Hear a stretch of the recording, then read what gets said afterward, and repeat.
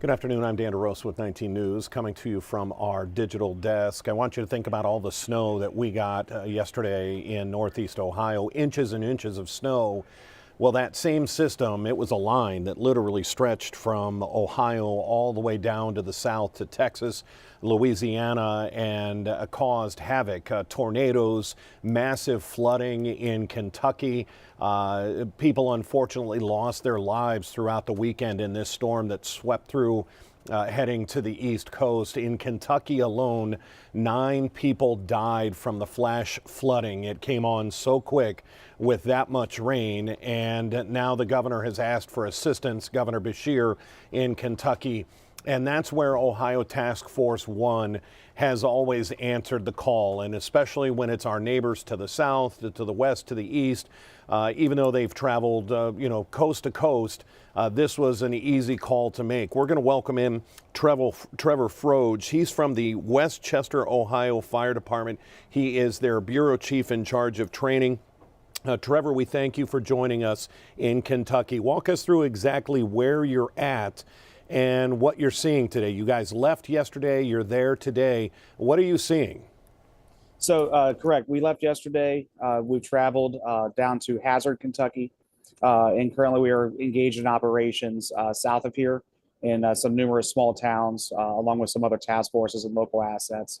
The water level has risen quite dramatically. The water level has, exceeded a lot of expectations in those communities and cut off some towns. We're currently conducting helicopter operations and assisting with evacuation and just helping some people get to safety and some higher ground. Let's talk about some of those water levels and how quickly this event, from what you guys understand, this was a rain system for Kentucky. It was a snow system for much of Ohio. How quickly, how many inches of rain did they get, and how quickly did some of these rivers and streams get out of control? I'm not sure how much the total precipitation is in the area. However, even just in traveling around today, you can still see that the creeks and streams are swollen. It did come up over multiple roadways. It's come up into people's houses. You can see some of the devastation, destruction that's out there.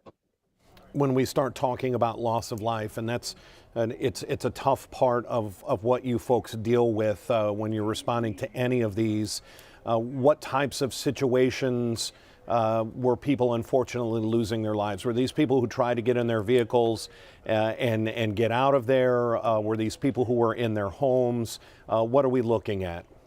It sounds like that a lot of it that the governor's office has put out has been from driving through high water. And naturally, we would advise that anyone to stay away from any high water. Don't attempt to drive through it. Unfortunately, we just don't know the depth of those flood waters and just how quickly they can move a vehicle off and cause you to be stranded into quite a bit of danger. This is selfless work. Ohio Task Force 1 is made up of deployment members from all over Ohio. When you get the call, when that comes in yesterday morning, I'm assuming fairly early, what is it like? What is the first thing that runs through your mind, and this idea of let's go? Our activation orders actually came in Friday night, or excuse me, Saturday night. And we reported right to our base of operations so that we could begin loading our trucks, gathering our equipment, and preparing to move out.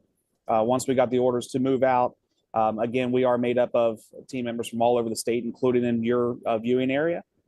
Once we traveled down, our biggest concern was naturally that this is a flood event, so we take all the boats and precautions, all of our safety equipment. But also what's unique about this is the cold weather. Understanding that we're going to be dealing with ice and accumulating snowfall, that's a bit of a unique challenge for us that's down here. However, we do have cold weather gear. Our members train in all types of environments, including cold and snow. So our members are well trained and well prepared to be able to handle this event. I was just going to ask that. We are expecting another snow event to come through there. What does that do? How does that change how easy or not easy it is to operate, find people, and continue the rescue operations? Yeah, so naturally, we're also very closely monitoring the snow event and just the winter weather that's moving in. It does have an impact on our operations because of just that bitter cold. However, our members will go to the furthest extent possible to save lives and perform rescues. Obviously, we're trying to get as many people to safety as possible so that we can get them warm and get them into definitive shelter. It does play some havoc with our equipment as far as batteries and things like that, just with the inclement weather. But again, we are well prepared, and we have an ample plans team and ample communications array to be able to handle those events. As far as our operations go, they're going to continue through any severe weather that might happen. Approximately how big is the team you have down there in Kentucky with you? So we deployed as a Type 3 USAR team, which is 47 members, made up of people from the medical community, structural engineers, a hazmat element, a large contingent of rescue folks, and then supporting personnel. Well, Trevor Froge, he is with the Westchester Fire Department. That's just north of Cincinnati, I believe. We appreciate the work and all the women and men of Ohio Task Force 1 do. You are an incredible group. You deploy all over the country in the worst of situations. Anything you want to leave our viewers with as you folks are potentially in there for, what could be a week or longer? No, sir. I just really appreciate the opportunity. Thank you for the continued support that you guys give us back home, and just thoughts and prayers to the people down here in southeastern Kentucky that are struggling and through this disaster. How bad is it? I'm assuming you've seen some other flooding. Did anything about this situation driving into Kentucky, did anything grab you as, wow, this is bad, or is this pretty much what you've seen before? It is bad. So I've been on numerous deployments and, dealing with hurricanes and structural collapses and things like that. I would say that the widespread flooding is probably at least 40 to 50 miles in every direction. So it's just a very widespread event, which is going to tax resources to get into those areas.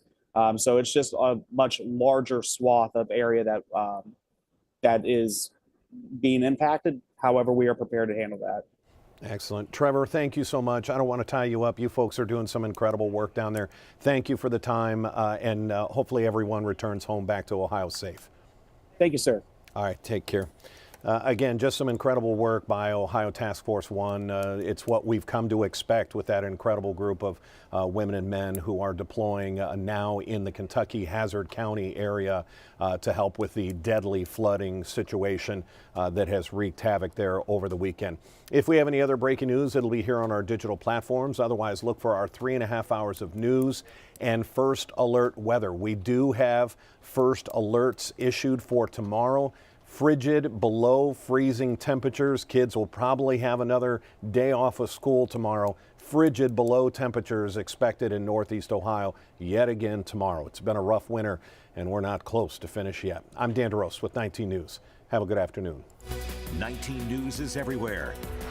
Download our CTV apps and follow us on social media @Cleveland 19 News.